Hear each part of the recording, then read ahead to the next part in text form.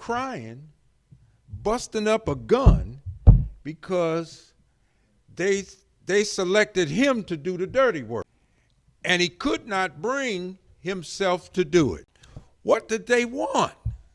Because to me, if somebody's they're not giving you no money, they're not paying your bills and things like that.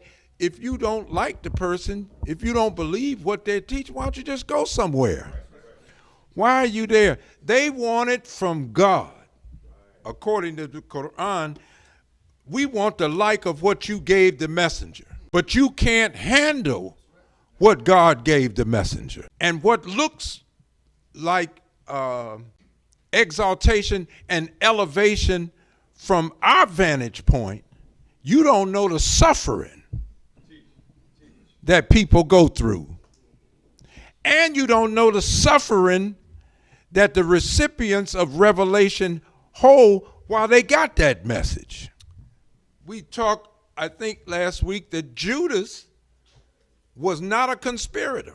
The conspirators were outside of Jesus' circle. Judas was in the circle, but he was not a conspirator. But the state of his mind and the condition of his heart, it caused him to be used by the conspirators. So the study guide that we're on now, it talks about a facilitator. You make it so that the conspirators can do what they want to do in the house. We have not learned in the divine sense how to protect a messenger and his message. Let's just look at this. Jesus comes out and he's preaching to the people. And the Bible says in the book of Matthew that, oh, we got to do something about him. We want to kill him.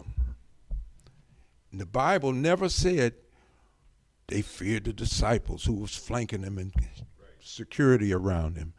It never said, well, they were afraid of prophecy or something. It said they would have killed him, but they feared the people.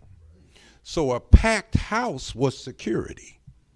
In other words, yeah, we got a problem with what he's saying, but we always got a bigger problem if it looked like a whole lot of people are out listening to what he's saying. And as long as they don't see a lot of people paying attention to what he's saying, they're emboldened to move ahead with a plot. Why? Because if we kill him, there'd be no real public outcry from our calculation. The Honorable Elijah Muhammad said, and the Honorable Minister Louis Farrakhan continues to say, the aim of this world is to kill the messenger. Why? Because he's the recipient of revelation.